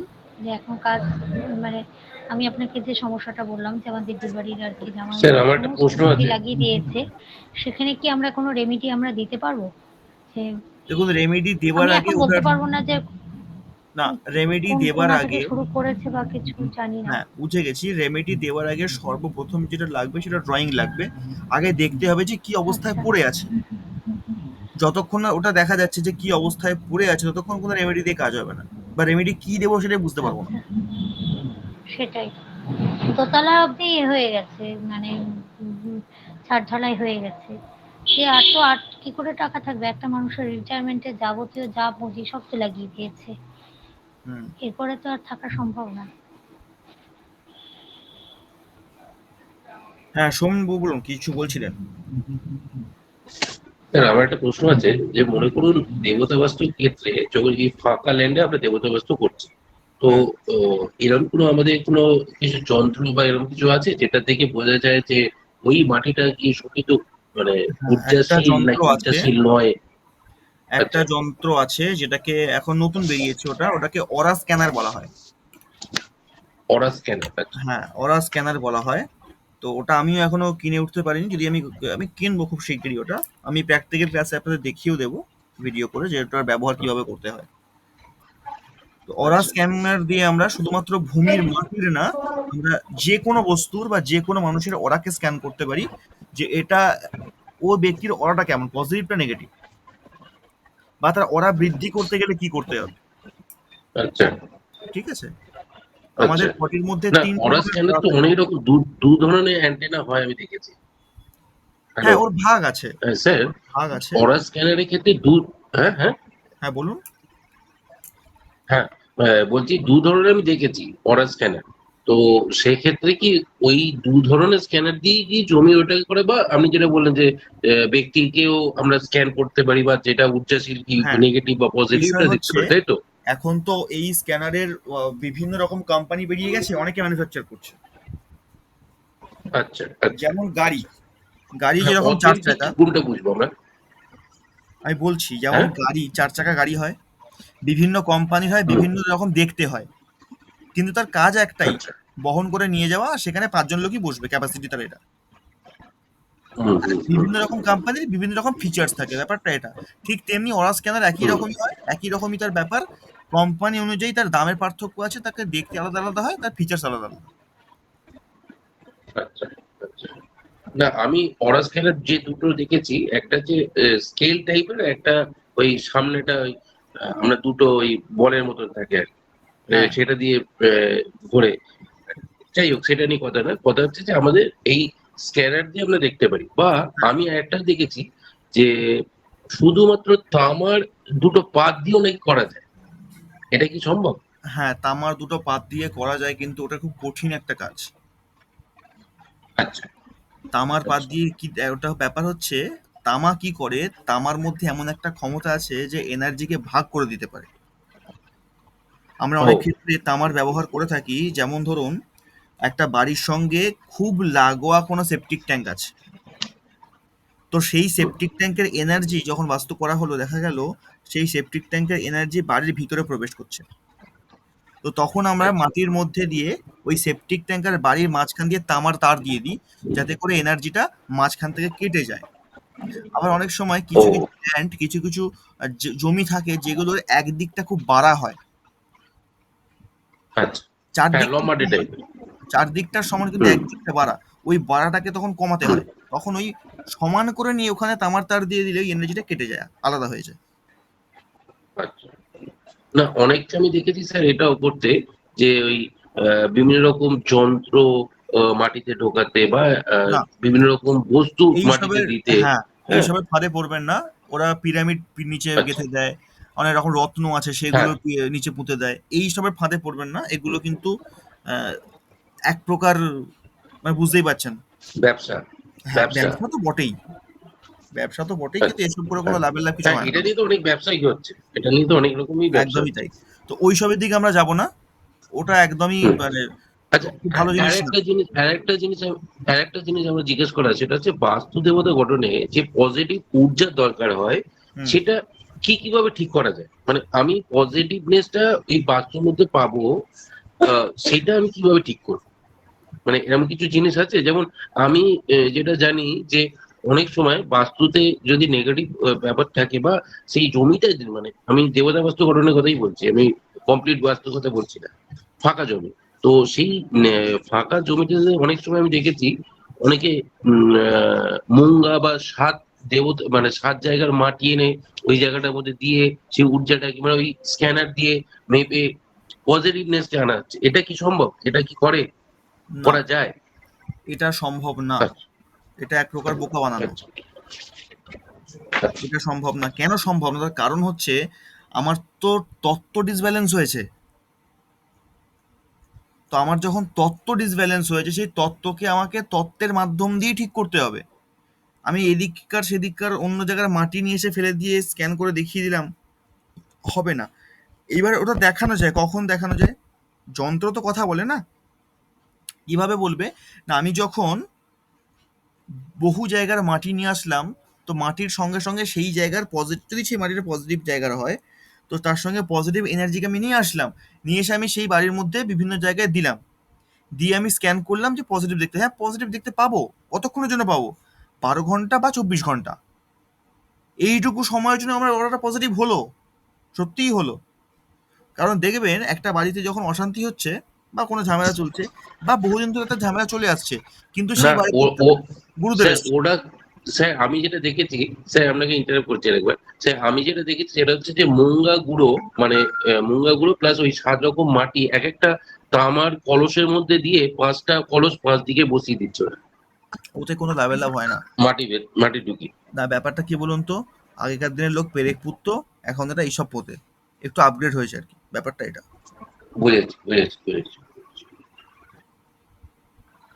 না কিন্তু যন্ত্র দেখছি তখন ওই কাঁটা মিটার দেখাচ্ছে, ওটা কিন্তু ওপরে উঠে যাচ্ছে, মানে এরকম। মিটার তো দেখাবে, আমি কিন্তু মানে ওদের সামনে গিয়ে দেখছি আর কি। কারণ এই সমস্ত স্ক্যানার বা যন্ত্রগুলো এরা হচ্ছে ম্যাগনেটকে ধরে কাজ করে, চৌম্বকীয় ক্ষেত্রকে ধরে। যতক্ষণ চৌম্বকীয় ক্ষেত্র অ্যাক্টিভ আছে ততক্ষণ কাজ করবে, যতক্ষণ চৌম্বকীয় শক্তি নিচের দিকে নামবে ততক্ষণ ও ডাউন দেখাবে। তো আপনাকে যখন যে পাওয়ারফুল জিনিসটা বাড়ির মধ্যে চারিদিকে পুঁতে দেওয়া হলো 4-5 জায়গাতে, তো আপনাকে তো চারিদিক থেকে পজিটিভ এনার্জি দিয়ে ব্যালেন্স করে দেওয়া হলো। কিন্তু প্রশ্ন হচ্ছে, যে পজিটিভ এনার্জি আমার বাড়ির মধ্যে দেওয়া হলো সেটা কতক্ষণ থাকবে? ওর তো একটা লিমিটেড টাইম আছে। ওরা বলছে এটা সারা জীবন ধরে নাকি থেকে যাবে। কি করে সারা জীবন থাকতে পারে? আমি যদি ওদের কথাতেই চাই, কি করে সারা জীবন থাকতে পারে? মা- না যে ব্যাপারটা কোনো ওরা বলছে জিনিসের মাটি পড়ে যাচ্ছে বা কংক্রিট ফেলে দিচ্ছে। যে কোনো জিনিসের ক্ষয় আছে তো। এই যে একদম রত্নগুলো বা যে জিনিসগুলো মাটির নিচে যাচ্ছে আমার, সেগুলো তো আমার প্রকৃতি থেকেই তৈরি হয়েছে। আর হ্যাঁ। প্রাকৃতিক কোন এমন জিনিস আছে যেটার ক্ষয় নেই, যেটা নষ্ট হয় না? আছে কিছু? তাহলে স্যার কিভাবে একটা বাড়ি বা বাস্তু যে দেবতা গঠন করতে গেলে তার ঊর্জাটা পজিটিভ করবো, তাই এমন কি মানে আমাদের ঊর্জা কাছে এমন কিছু পজিটিভ, জিনিস নেই যেটা দিয়ে করা যায়? ঊর্জা পজিটিভের পদ্ধতিই তো এটা, ঠিকঠাক জায়গায় ঠিকঠাক কনস্ট্রাকশন, এটাই না একমাত্র আমি বলছি রাস্তা ঊর্জাকে পজিটিভ করবে। মাটিটাকে মানে ঊর্জাশীল করবো কিভাবে সেটা জেনে চাইছি। মাটিকে ঊর্জাশীল মানে করার জন্য যেমন আমরা মাটিকে ফার্টিলাইজার, বলছি, মানে ধান চাষ করতে গেলে আমরা সার সার দিই বা অন্য কিছু দিয়ে যেমন হ্যাঁ ঊর্জাশীল বলছি, করি, সেইভাবে একটা এটার কোনো মাটিতে ঊর্জাশীল করার কিছু ব্যবস্থা আছে? একটা মাটিকে ঊর্জাশীল আমরা তখনই করতে পারি যখন সেই মাটিতে চাষ হবে, যা হুম কিছু চাষ হতে পারে। যদি সেই মাটি হুম উর্বর হয়, মাটিতে যদি হুম গাছ লাগালে সেই গাছ ফল দেয়, গাছ যদি বাড়তে থাকে, যদি মাটি সবুজে ভরা হয়, তাহলে সেই মাটি উর্বর। সেই মাটির থেকে অত্যাধিক পজিটিভ মাটি আর হতেই পারে না দ্বিতীয়। হুম এরকমও জমি আমাদের কাছে আসে যেগুলো বহুদিন যাবৎ ছিল, ময়লা ফেলা হতো, খাল ছিল, মানে অবস্থা খুবই খারাপ ছিল। তো সেই জায়গা কোনো ব্যক্তি কিনেছে, সে এখন সেখানে বাড়ি বানাতে চাইছে। আমাদের কাছে এসছে, আমি বাড়ি বানাবো ওখানে, আচ্ছা এটা কি বানাতে পারবো? হ্যাঁ বানাতে পারবেন। নাহলে কি করতে হবে? এখন আচ্ছা বাড়ি তো বানাবেন কিন্তু 2 বছর পর বানাবেন, এখন না। এখন কি করব? না, এখন যে খালটা আছে সেটাকে ভরাট হ্যাঁ করুন, জায়গাটা পুরো পরিষ্কার করুন, পরিষ্কার করে 1-2 হ্যাঁ বছর ওখানে কাউকে দিয়ে চাষ করান, কোনো সবজি হুম চাষ বা ফুল চাষ বা ধান চাষ, যেটা আপনার মনে হয় হুম সেটা চাষ করান। যদি চাষটা ঠিকঠাক ভাবে হয় 1-2 বছরের মধ্যে, তাহলে মাটিটা ঠিকঠাক হয়ে যাবে, ঊর্জা ফিরে আসবে ওর মধ্যে, তখন আপনি বাড়ি বানান। আচ্ছা ও আচ্ছা বুঝেছি বুঝেছি। ঠিক আছে। প্রকৃতির জিনিসকে আচ্ছা, আমার নিয়মেই ঠিক করতে হবে। আমার হ্যাঁ বলুন। আমার একটা প্রশ্ন আছে। রিসেন্টলি আমার এক আত্মীয় একটি মানে জমি কেনার জন্য দেখতে গিয়েছিল। তো খুব অদ্ভুত ভাবেই সে আমাকে জানালো যে জমিটি দেখার জন্য সে যখন প্লটটাতে প্রবেশ করেছে, তার 5 মিনিটের ভিতরেই হঠাৎ তার মানে অদ্ভুত ভাবে খুব মাথায় পেন হতে শুরু করলো। হুম এতটাই যন্ত্রণা শুরু হলো যে সঙ্গে সঙ্গে কিছুক্ষণ পরেই সে বেরিয়ে গিয়ে অন্য জায়গায় রাস্তায় গিয়ে দাঁড়িয়ে থাকতে বাধ্য হলো। হুম কিন্তু সেই জমিতে সে বেশিক্ষণ থাকতে পারলো না। হুম কিন্তু আদার্স যারা আছে তার সাথে গিয়েছিলেন, তার হাজবেন্ড, তার আরো সব আত্মীয়রা গিয়েছিলেন, তারা কিন্তু সেখানে স্টে করলেন, কিন্তু তিনি থাকতে পারলেন না। হুম এবং সেটা সে আমাকে এসে বলেওছে যে এইরকম আমার একটা সমস্যা হলো, আমি সেখানে দাঁড়াতেই পারলাম না। হুম এটা কি কোনো মানে কারণ হ্যাঁ, এটার কিছু? কারণ অবশ্যই আছে, কারণ ওটার হিস্ট্রি আছে ব্যাপারটা হচ্ছে একসঙ্গে 4-5 জন গেছে একটা জায়গাতে, তো সেখানে গিয়ে একজন কিছু হুম, অদ্ভুত ফিল করছে, বাকিরা করছে না। এখানে খানিকটা না রাশের ব্যাপার থাকে, যে রাশ হালকা ভারী, এটা আমরা শুনেছি বাঙালিরা। তো এটা একটা ব্যাপার থাকে, আচ্ছা যার মধ্যে সেই পাওয়ারটা কম আছে, যার মধ্যে গম্ভীরতা কম আছে, ভারিত্ব কম আছে, যার রাশ হালকা, এক কথায় বলতে গেলে, তারা এটা বেশি করে বুঝতে পারবে, এটা ফিল করতে পারবে যে এখানে কিছু তো একটা আছে, কিছু তো একটা নেগেটিভিটি এখানে চলছে। সে আগে থেকে সেটাকে ধরতে পারে, ফিল হতে করতে পারে পারে। ঠিক হ্যাঁ, আছে। শুনতে পেলাম না। মানে এই যে মাটি থেকে কি কোনো হ্যাঁ, নেগেটিভিটি মাটি আসছে? থেকে নেগেটিভিটি আসছেই, কারণ যখন কনস্ট্রাকশনের জন্য বা যে কোনো কারণে মাটিটা খোঁড়া হবে, তখন মাটির নিচ থেকে এমন কোনো জিনিস পাওয়া যাবে যেটা কাম্য নয়। স্যার কোন আচ্ছা কোন রাশি হালকা ভারী আছে একটু যদি বলেন তাহলে বুঝতে পারবো। রাশি কখনো হালকা ভারী হবে হয় না, গ্রহ নক্ষত্রের অবস্থান অনুযায়ী হালকা ভারী হয়। আচ্ছা মানে 7-8টা নক্ষত্রের আলাদা আলাদা ভারী হালকা আছে এরকম ব্যাপার আছে? হ্যাঁ, নক্ষত্রের ব্যাপার আছে, নক্ষত্রের সঙ্গে গ্রহদের যোগাযোগ থাকবে। মোটামুটি দেখুন, রাশ হালকা বলতে এটা বুঝে নেবেন যে ছকে মঙ্গলের অবস্থা খুব খারাপ, তার রাশ হালকা। যদি খুব সহজ ভাষায় বেসিক বলতে হয়। মানে মঙ্গলের অবস্থান কোথায় কোথায় থাকলে এটা এটা ভাব মানে মানে প্রথম ঘর, স্বাভাবিকভাবে দ্বিতীয় ঘর, মঙ্গল তৃতীয় যদি ঘর এরকম তো ঘর থাকে। স্বাভাবিকভাবে মঙ্গল যদি নিচস্থ হয়ে যায়, তখন তার অবস্থা এক প্রকার খারাপ হয়। আর দ্বিতীয়ত, কিছু কিছু গ্রহর সঙ্গে জুতি করলে তার অবস্থা খারাপ হয়। আচ্ছা আচ্ছা এই যে তার মাথায় পেইন হলো, এটা হুম। অনেক সময় আমাদের হয়, কোনো একটা বাড়িতে গেছি, হঠাৎ করেই কোনো সমস্যা ছিল না শরীরে, হঠাৎ হঠাৎ করে কোনো হাতের পার্টিকুলার জায়গাতে পেইন হচ্ছে, বা পেটে কিছু একটা প্রবলেম হচ্ছে, বা বুক ধড়ফড় করছে। দেখুন, এগুলো কি একটা জিনিস বাস্তুদোষের একটা একটা জিনিস অংশ? স্পষ্ট জেনে রাখবেন, যখনই এই ধরনের হঠাৎ করে কোনো সিমটম আপনি দেখতে পাচ্ছেন, ফলো করছেন, বা আপনার একটা অস্বস্তি ফিল হচ্ছে নতুন কোথাও গিয়ে, বা কোনো বাড়িতে গিয়ে, বা কোনো প্লটে কোনো জায়গায় গিয়ে, 100% জানবেন সে প্রবলেমটা আপনার ছোটখাটো হোক বা বড় সড়ো, প্রবলেমটা একটা জায়গাতেই থাকবে, যেটা সাউথ ওয়েস্ট। ঈশানেও যদি প্রবলেম থাকে, এইভাবে সে ডিস্টার্ব করবে না।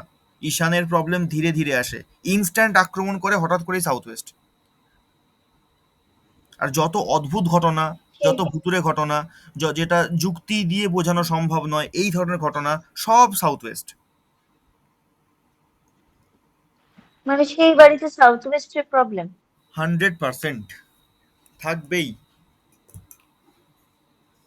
এবার তাদের সঙ্গে যদি আমি সাউথ ওয়েস্টের সিমটম মেলাই, প্রত্যেকটা মিলে যাবে। হুম। না আমি একটা কথা বলি, যে আহ, যে জায়গায় আমার পেন হচ্ছে সেই বাস্তুতে গিয়ে, সেই জায়গায় বাস্তু পুরুষের যে জায়গাটা পড়ছে তার সাথে কি কোনো রিলেশন আছে তার বাস্তুদোষে? সঙ্গে রিলেশন থাকতে পারে, এটা আমি জোর দিয়ে বলবো না যে আছেই, থাকলেও থাকতে পারে, এটা রিসার্চের বিষয় আছে। আচ্ছা ওকে। তা প্রাথমিকভাবে আমি ধরে নেবো যে এই বাড়িতে সাউথ ওয়েস্টে কোনো প্রবলেম আছে, যে একদমই তাই, আমার শারীরিক কোনো সমস্যা হচ্ছে।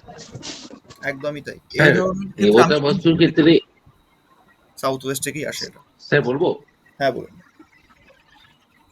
দেবতা বাস্তুর ক্ষেত্রে এ তো 45 রকম দেবতা আছে এই বাস্তুর মধ্যে আমরা জানতে পারলাম। এর কিছু রঙেরও পার্থক্য আছে। তাহলে আমরা যেটা প্রথম পড়েছিলাম যে আহ, সবুজ, নীল, লাল, সাদা, হলুদ, এইগুলোর মধ্যেও আবার এর মধ্যে আবার অনেকগুলো আহ, একই জায়গায় অনেক রকম রঙও আছে। তো এইগুলো কি কোনো এফেক্ট ফেলে, বা দেখুন, এগুলো কি করতেই হয়, এরকম ভাবেই করতে হয়? হ্যাঁ, যখন আমরা দেওয়ালের রং করছি, দেওয়ালের রং যেটা পড়েছি, দেওয়ালের রংগুলো ওটাই। এবার বাস্তুর মধ্যে দেবতাগুলোর যে রংগুলো আছে, তার যে ব্যাপারটা, এর ব্যাপারটা হচ্ছে, দেবতাদের রং নিয়ে বেশি মাথা ঘামাতে হয় না। তার কারণ হলো, তারা থাকে মেঝেতে, ফ্লোরে। আর নর্মালি আমাদের মেঝে কিন্তু সাদাই হয়, নয় সিমেন্ট করছি সেই সাদাটে ভাবই থাকে, বা ছাই রকম ভাব থাকে। আবার যারা টাইলস বসাচ্ছি বা মার্বেল বসাচ্ছি, তো নর্মালি সাদাই হয় সেগুলো। না আগেকার দিনে তো লাল মেঝে হতো বেশি, মানে আমি বেশিরভাগ সিমেন্টের মেঝেটা কথা বলছি, লাল মেঝে কিন্তু বেশি হতো। এখনো সিমেন্টের বেশ কিছু বাড়িতেও লাল। হ্যাঁ, লাল মেঝে হতো না এমনটা না, লাল মেঝে হতো, কিন্তু লাল মেঝে করাটাও স্বাস্থ্যসম্মত নয়। আচ্ছা। লাল মেঝেটাও স্বাস্থ্যসম্মত নয়। দেখুন, ব্যালেন্স হয়ে যেত, মেঝে সে লাল করলেও দেবতারা হয়তো কোথাও না কোথাও গিয়ে একটুখানি প্রবলেমেটিক হলো, কিন্তু তারা দেওয়ালে উল্টো পাল্টা রং করতো না। আচ্ছা। কোনো একটা দিক তারা ব্যালেন্স করতো। তারা মেঝে খারাপ করছে, তারা তত্ত্ব ঠিক করে, তারা দেবতা খারাপ করছে, তত্ত্ব ঠিক করে নিচ্ছে।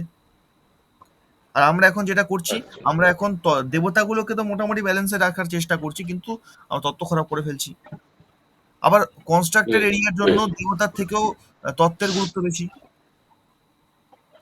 হ্যাঁ। তাই না? এই জন্য আমরা বেশি মানে নেগেটিভ ফলটা ভোগ করছি, একটাই কারণ, আমরা তত্ত্ব নিয়ে খেলা করছি, আর ওরা তত্ত্ব নিয়ে খেলতো না। হুম।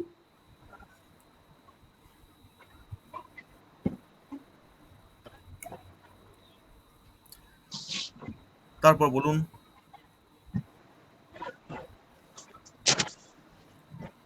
আচ্ছা, এবার আমি একটা প্রস্তাব রাখি সবার সামনে। বলুন। হ্যাঁ, আমাদের ক্লাস চলছে কতদিন হয়েছে?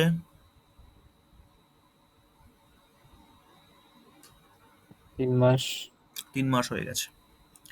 এবার আমাদের একটা পরীক্ষার ব্যবস্থা তো করতেই হবে,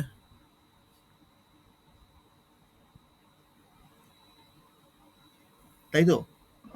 তো এই ক্লাসে কি নতুন পুরনো সব মিলেই আছে? না, শুধু নতুন আছে।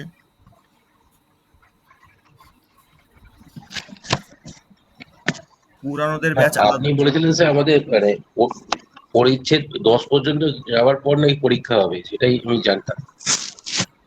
10, আমরা কত নাম্বার পর্যন্ত অধ্যায় 10 গেছি? পর্যন্ত আমরা এখন অল্প যে 8-এ দাঁড়িয়ে আছি। আমরা 8-এ দাঁড়িয়ে আছি। এরপরে দুটো আছে, সেটা হচ্ছে ব্যবসায় উন্নতি আর বাস্তুর সঙ্গে শরীরের সম্পর্ক। আচ্ছা, ও, বাস্তুর সঙ্গে শরীরের সম্পর্কটা দেখাতে গেলে ওটাই দুটো ক্লাস নিয়ে নেবে, ব্যবসার একটা ক্লাসে হয়ে যাবে, 3টে ক্লাস, ঠিক আছে। আর 3টে ক্লাস বাকি থাকছে, 3টে ক্লাস আমরা পরীক্ষার ব্যবস্থা নেব। তো এখন থেকেই পরীক্ষার জন্য প্রস্তুতি হুম, গ্রহণ করতে হবে। স্যার পরীক্ষা, ঠিক আছে, ঠিক আছে। স্যার স্যার একদম। স্যার ওই আমি দেবতাদের আমি একটা নামগুলো সাজেশন দেবো জিনিসটা স্যার, একটু যদি আমি ভালো একটা করে সাজেশন দেবো। পাঠানো হয়। এর আচ্ছা, মধ্যে একজন একটা বলুন, পরীক্ষা ডাইরেক্ট, স্যার আমি একটা সাজেশন আমি একটু করে বলি। সেটা হ্যাঁ, হচ্ছে যে এই যে পরীক্ষা, একটা দিন একটা ক্লাস, মানে আমাদের এক্সট্রা ক্লাস যদি একটা দেন এক্সট্রা, সেই দিনটা ওই একটা রিভাইজ ক্লাস হোক, এটা আমি চাইছি। একটা রিভাইজ ক্লাস মানে তাহলে সবটা অনেক কিছু মেকআপ হয়ে যাবে, আচ্ছা, যদি সম্ভব ঠিক হয়। আছে, ওটা আমি দেখছি ভেবে, এটা আমার সাজেশন। ওটা আমি দেখছি। তো আপনারা মোটামুটি নিজেদের মতন করে নোটস আমি তো অনেকগুলো পাঠিয়ে দিয়েছি। আচ্ছা, নোটস 10 নাম্বার টপিকটা কি কভার করা আছে? বুঝতে পারছি স্যার না। ওখানে নোটসে বেশিরভাগই দিক নিয়ে আছে এবং দেবতা নিয়ে আছে। কি কি আছে, কিডনি? বলছি দিক নিয়ে, দেবতা নিয়ে, এবং কোনটা কত ডিগ্রি, যেটা এতদিন অবধি হয়েছে, মানে বেসিক থেকে যে হ্যাঁ, মানে ক্লাসটা আমরা দিক করছি, দেবতা নিয়েই কোনটা আছে, কত কিন্তু রকম। অন্য কিছু নিয়ে নেই। হ্যাঁ, দেবতা নিয়ে স্পেশালি আছে। আর আচ্ছা, দিক কমই আছে, দিক ওই একটা দুটো দিকই আছে। তাহলে আগে যে 6-7টা পেজ পাঠানো হয়েছিল সেটা ইনক্লুডেড আর কি এবার হয়েছে পাঠানো।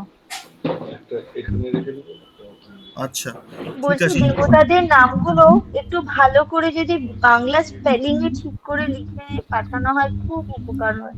হ্যাঁ স্যার, এটা দেবতাদের, একটা ভালো জিনিস। সঙ্গে স্যার রেকর্ডিংটা রোগাও শুনলে কি তো আবার স্পেলিং দেবতার নাম বোঝা হয়? যাচ্ছে। রোগা, স্যার রোগা কি রেকর্ড, দেবতার নাম? হ্যাঁ, রোগা দেবতার নাম। ইংলিশে হ্যাঁ, লেখা আছে বলে ওটা বিবস্বান। রোগা, ইংলিশে লেখা আছে বলে ওটা রোগা উচ্চারণ হচ্ছে, কিন্তু ওটা উচ্চারণ হবে রোগ, রোগা। সংস্কৃতকে রোগা বলে। রোগাহা। হ্যাঁ, ওকে একটু যদি বাংলা স্পেলিং এ ঠিক করে একটু লিখে হ্যাঁ পাঠানো হ্যাঁ। হয় খুব বাংলা উপকার স্পেলিং এ হয়। একবার তো মনে হয় দিয়েছিলাম, না দিন? না না দেওয়া স্যার, হয়নি। বাংলা স্পেলিং এ আসেনি স্যার। বাংলাটা আসেনি? হলে আমাদের ভালো হয়, কারণ লিখবো তো আমরা বাংলাতেই। আচ্ছা, আমি পাঠিয়ে দিচ্ছি। স্যার আপনার এই পরীক্ষাটা কি মানে কিভাবে মাল্টি চয়েস নাকি এরকম পুরোটা ডেসক্রিপশন ওয়াইজ আপনাদের বলতে হবে, মানে কিভাবে পরীক্ষা হয়? পরীক্ষাটা মাল্টিপল চয়েসই থাকবে।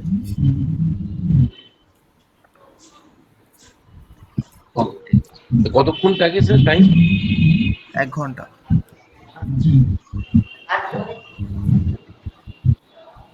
স্যার দেবতা বাস্তু কি এইটুকুই নাকি আরো হবে? না, দেবতা বাস্তু বলছি হ্যাঁ বলুন। বলছি 8টা চ্যাপ্টারের উপরেই একটা এক্সাম নেওয়া হোক না? এক্সাম আমি কিন্তু ডেট আর দেবো না, আমি কোন দিন বলতে কোন দিন এক্সাম নিয়ে নেবো কোনো ঠিক থাকবে না, প্রস্তুত থাকবে সবাই। এই রে না স্যার 3 দিন দিলে তো 3টে ক্লাস পর। কোনো ঠিক নেই, 3টে ক্লাস পরও তো নেবই, 3টে ক্লাসের আগেও নিতে পারি। এই রে স্যার, আচ্ছা, এটা কি ওরাল হবে? ওরালও হতে না, পারে, multiple লিখিতও choice। হতে পারে, প্রস্তুত স্যার থাকতে না হবে। পারলে কি কান ধরে উঠবোস করাবেন?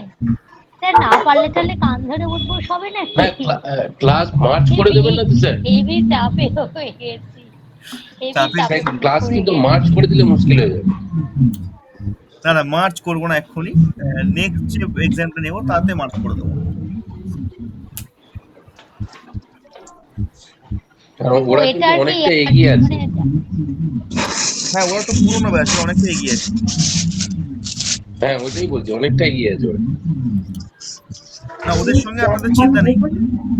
ওখান থেকে কিনবো একটা হ্যাঁ বলুন। 5,500 টাকা 500 টাকা নেবে একটা না ওগুলো ওই ইয়ে করা ভাইবিটে এটা সেটা মানুষে দিয়ে একটু লাইনটা বন্ধ করুন। ওটা ভালো। আচ্ছা, তাহলে স্যার দেবতা বাস্তু এইখানেই শেষ কি আজকে? দেবতা দেবতা বাস্তু বাস্তুর অ্যাপ্লিকেশনটা ঠিক ক্লিয়ার হলো না। কোনটা কোনটা? বললাম দেবতা বাস্তুর অ্যাপ্লিকেশনটা ঠিক ক্লিয়ার হলো না যে কিভাবে অ্যাপ্লাই করব রিয়েল সিনারিওতে। হ্যাঁ, আমারও একটা প্রস্তাব যে পরের ক্লাসে যদি দেবতা বাস্তুটা একটুখানি ছোট্ট করে রিভিশন হয়ে যায়, খুব হ্যাঁ মানে আমার অ্যাপ্লিকেশনটা প্র্যাকটিক্যালি কিভাবে আমরা হ্যাঁ ওটাকে হ্যাঁ ব্যবহার আমারও করবো একটু সেটা উপকার যদি হয়। একটু বলেন। ঠিক আছে, আমি একটা ল্যান্ডের ছবি দিয়ে নেক্সট ক্লাসে বুঝিয়ে দেবো, তাহলে আর ঠিক আছে। অসুবিধা হবে না, পুরো ক্লিয়ার হয়ে যাবে। আমি মানে নোটসের পিপিটি গুলো খুঁজে পাচ্ছি না, আমার ডিলিট হয়ে গেল কেন বুঝতে পারছি না, আমি খুঁজে পেলাম না, আজকে করে দিতাম ওটা।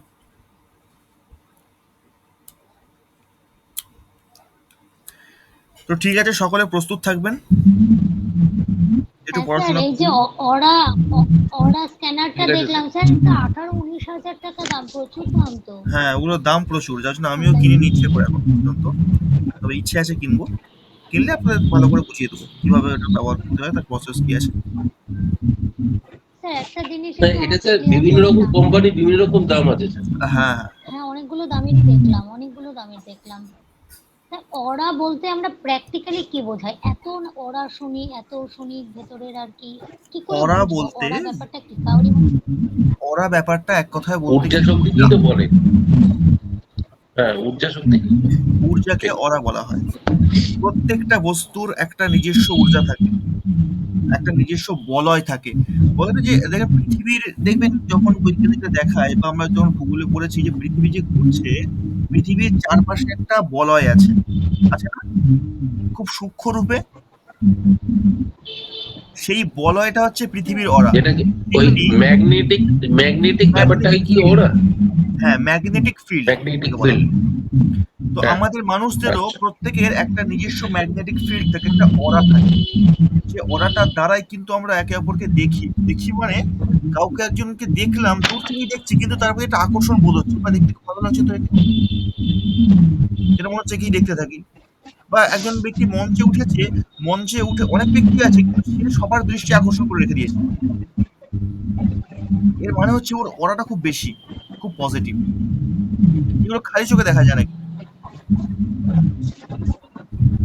এটাই প্রকৃত অরা।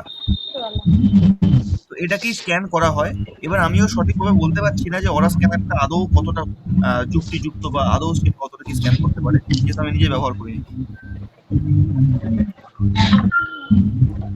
আধুনিক সময়ে অনেক যন্ত্র আসছে, অনেক কিছুই বলছে,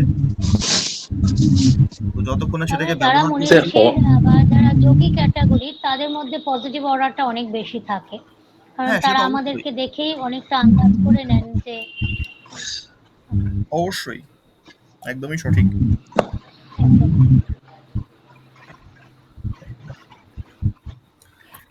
যাকে ঠিক আছে, আমরা আবার ওরা আমাদের নেক্সট ক্লাসে আলোচনা করব কার ওরা কিরকম, ওরা বিষয়টা আমি পরের ক্লাসে স্যার তাহলে স্যার স্যার আমি দুটো স্যার জিনিস হ্যালো দুটো স্যার জিনিস শুধু জানতে চাই বলছিলাম যে স্যার একটা ছোট করে। হ্যালো হ্যাঁ একজন একজন একজন একজন বলছিলাম যে স্যার বলছিলাম যে এই তিনটে এই 8টা চ্যাপ্টার একটু সংক্ষিপ্ত একটু বুঝিয়ে দিয়ে তারপর স্যার পরীক্ষা নেবেন স্যার। আচ্ছা, মানে আপনারও একটা রিভিশন চাই। হ্যাঁ স্যার, ওই যে এই 8টা চ্যাপ্টারে একটু সংক্ষিপ্ত ভাবে বলে দেবেন স্যার, তারপর স্যার পরীক্ষাটা হলে ভালো হয়। হ্যাঁ একদম একদম ঠিক। বুঝতে পেরেছি, মানে স্যার বেশিরভাগই সব মিস ফাঁকি মেরেছে। একটা আমারও তো একটা দুটো ক্লাস মিস গেছে, ফাঁকি তো চিন্তার বাইরে এত গেছে। বলছিলাম আজকের ক্লাসে আমি ভীষণ বিরক্ত করেছি, তার জন্য সবার কাছে আমি সরি। কারণ স্যার না না পুজোর আগে স্যার ভালো করে জানতে বুঝতে পারছি পারেন না। স্যার, পুজোর জন্য দুর্গাপুজোর জন্য স্যার। ঠিক আছে, একটা রিভিশন ক্লাস দিয়ে দেবো। সেই রিভিশন ক্লাসে কিন্তু আমরা এই যে 8টা চ্যাপ্টার একদিনে পুরোটা কভার করব, কেমন? হ্যাঁ হ্যাঁ ঠিক ঠিক। হ্যাঁ একদম একদম কোনো অসুবিধা নেই। আচ্ছা আমার দুটো প্রশ্ন আছে ছোট ছোট, একটুখানি যদি ক্লিয়ার করে দেন তাহলে বলে। এই অরা স্ক্যানার যেটা আপনি বললেন না স্যার, তো আমি দেখেছি যারা এই ভূত ধরতে যায় যায় না, তো তারা বিভিন্ন রকম মেশিন নিয়ে যায়। হুম, তো তাদের মধ্যে এই অরা স্ক্যানার একটা থাকে যেটা অ্যান্টেনা টাইপের থাকে, এবং যেটার মধ্যে একটা মিটার থাকে, এবং ওই মিটারটা না আপ এন্ড ডাউন করে। আমি জানি না মিটার ওই ওদের যন্ত্রগুলো কি নাম, তো আমি এটা দেখেছি। আরেকটা জিনিস আমি আপনাকে কাছে জানতে চাই, এটা একটা গেল পিতৃদোষ। তো পিতৃদোষের ক্ষেত্রে আমরা কি শরীরের মধ্যে আমরা কি অগ্নিতত্ত্বকে সঙ্গে সংযোগ করলে কি পিতৃদোষ কাটে? মানে পিতৃদোষের ব্যাপারটা আমি জানতে চাইছি, মানে পিতৃদোষের ব্যাপারটা বলতে সলভটা কি, মানে অগ্নিতত্ত্বের সঙ্গে মানে নাভি কি পিতৃদোষের সঙ্গে সংযুক্ত? কারণ নাভি ডিএনএ আমাদের পিতৃদোষ মানে আমাদের যে ডিএনএ সেটার সঙ্গে সংযুক্ত থাকে, আমার যতদূর ধারণা। তো এটা কি ঠিক? না, বিষয়টা একটু অন্যভাবে দেখতে হবে। পিতৃ দোষ যেটা রয়েছে সেটা হচ্ছে আমাদের কর্মফলের দ্বারাই আমরা প্রাপ্ত করে থাকি, এক নাম্বার। আর পিতৃদোষটা আসে কোথা থেকে? না, সাউথ ওয়েস্ট থেকে, নৈরুত্যকোণ থেকে পিতৃদোষকে আমরা পাই। অগ্নির সঙ্গে এর কোনো সম্পর্ক নেই, আছে আমাদের কর্মের সঙ্গে। পিতৃদোষের নিবারণ তো পুরোপুরি সম্ভব নয়। হ্যাঁ, তার প্রভাবকে আমরা একটু কম করতে পারি। কিভাবে করতে পারি? না, তার জন্য শাস্ত্র কিছু উপায় দিয়েছে। যদিও এটা লাল কিতাবের উপায়, তো সেখানে লাল কিতাব এটা বলছে যে যার পিতৃদোষ আছে তাকে যেটা প্রথম কাজ করতে হবে যে 11টি অশ্বত্থ গাছ লাগাতে হবে। কোথায়? নিজের বাড়িতে নয়, নিজের বাড়ি বাদ দিয়ে অন্য কোথাও সে 11টি অশ্বত্থ গাছ লাগাবে। এটা একটা গেল। দ্বিতীয় হচ্ছে তাকে কুকুরদের সেবা করতে হবে। যদি সেগুলো কালো কুকুর হয় তো অতি উত্তম। সেবা বলতে কিরকম? তাদের দেখভাল করা, তাদের খাবার দেওয়া, তাদেরকে যত্নআত্তি করা, এই একটা বিষয়। 3 নাম্বার বলছে প্রত্যেকদিন শিব পূজা করার জন্য। প্রত্যেকটা প্রত্যেকদিন শিব পূজা করার জন্য এই 3 নাম্বার উপায়। আচ্ছা এবং চতুর্থ আর অন্তিম উপায় হলো যাই হয়ে যাক, যেমনই হয়ে যাক, কোনোভাবেই সেই ব্যক্তিকে ক্রোধিত হলে চলবে না, তাকে যেভাবে হোক তার ক্রোধকে কন্ট্রোল করতেই হবে। কারণ পিতৃদোষের ক্ষেত্রে বেশিরভাগ লোকের ক্রোধ এটা খুবই স্বাভাবিক একটা জিনিস। এদের মধ্যে স্বাভাবিকভাবে ক্রোধটা স্যার আমি একটা শুনেছিলাম পিতৃদোষ কাটানোর মানে কমানোর একটা রেমিডি, একটু শেয়ার করবো স্যার? হ্যাঁ, নিশ্চয়ই। আহ, বাড়ির পাশে যে শিব মন্দির, প্রত্যেকেরই বাড়ির পাশে পুরাতন কোনো না কোনো শিব মন্দির থাকে, না হলে শিবলিঙ্গ থাকেই।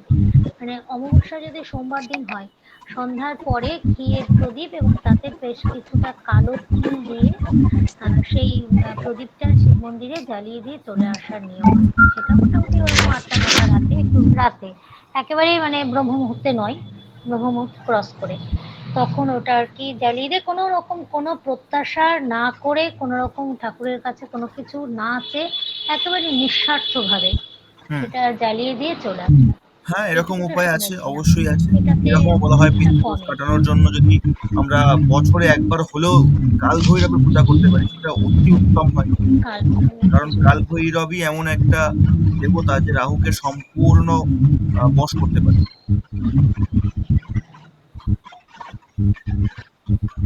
আমি শুধু হনুমানজিকে স্যার, অসংখ্য অঙ্গের মাথায় সঙ্গে পিতৃদোষ কোথায় কোথায় থাকতে পারে? কিসে?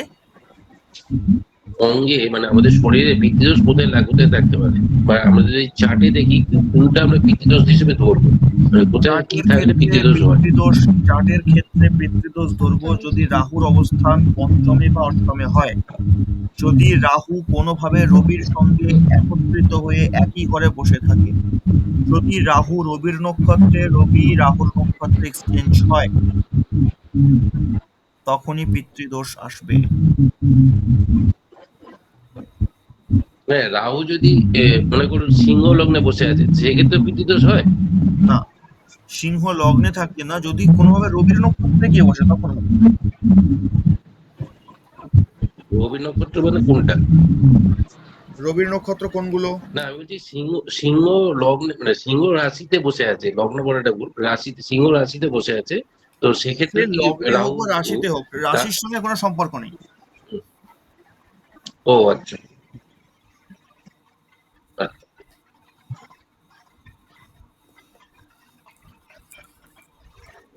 ভাবের সঙ্গে সম্পর্ক আছে। যখন রাহু পঞ্চম ভাব বা অষ্টম ভাবে গিয়ে বসবে তখন দোষ আসবে, বা যে কোনো ভাবে যদি রবির সঙ্গে বসে তখন দোষ আসবে, বা যে কোনো ঘরে যদি রবির নক্ষত্রে বসে বা রবি রাহুর নক্ষত্রে বসে তখন আসবে। রবি নক্ষত্র কি আর রাহু নক্ষত্র কি কি? কে বলতে পারবে এটা? জ্যোতিষের আমাদের বিদ্যান অনেকেই আছে এখানে, আমি পাঠিয়েও দিয়েছিলাম।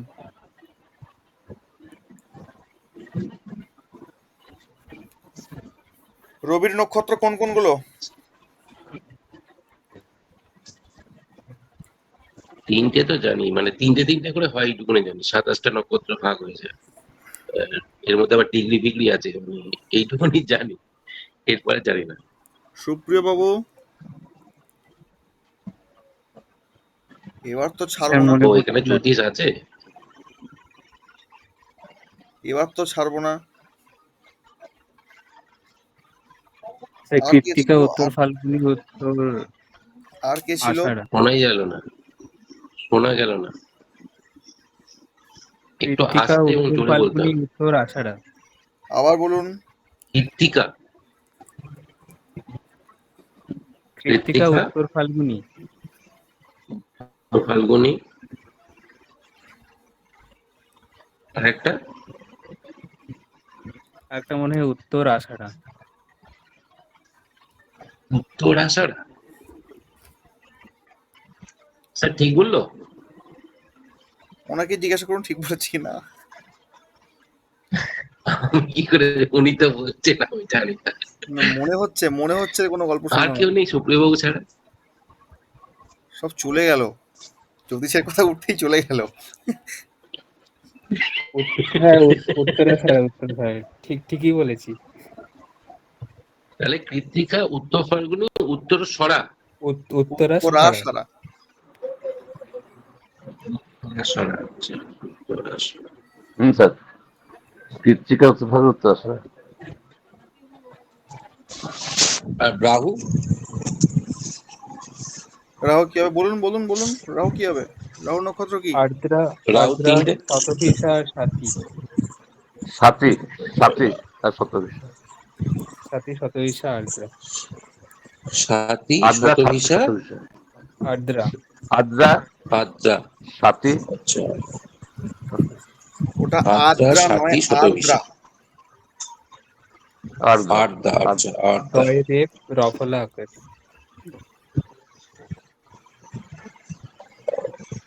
ও, এর আবার গাছও আছে না? ওরে,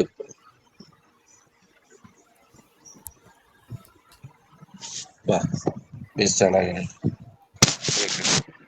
থ্যাংক ইউ বলার জন্য। ঠিক আছে, তো আজকে এই পর্যন্তই থাকি। Thank you sir, thank you. ঠিক আছে।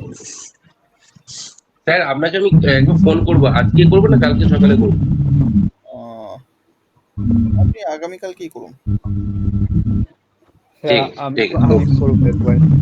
হ্যাঁ বলুন। হলো আমি একবার ফোন করবো তাহলে আগামীকালকে। হ্যাঁ হ্যাঁ, আগামীকালকেই।